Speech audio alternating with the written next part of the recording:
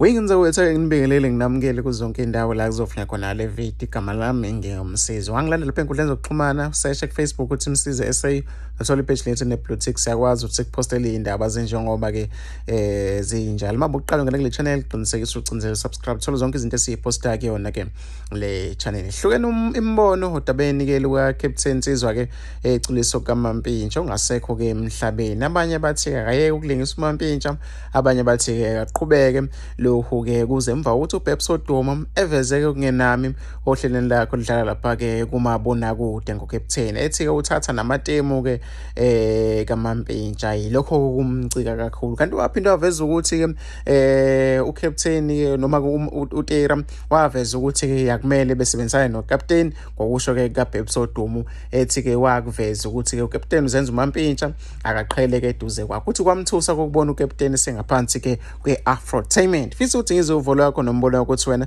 cabangani-ke ngalolu daba njengoba abantu bebeka imibono yabo ehlukahlukene. Omunye uzobhala ukuthi-ke wathi-ke uBabs-ke wathi-ke akakufuni wena nangumethi ne-KZN is cursed, aniyifuni growth, so that noma-ke so what if he sound like Shimora just because of kwakukhona kuMampintsha. Kuyikwati kufanele-ke kume yonke into-ke manje.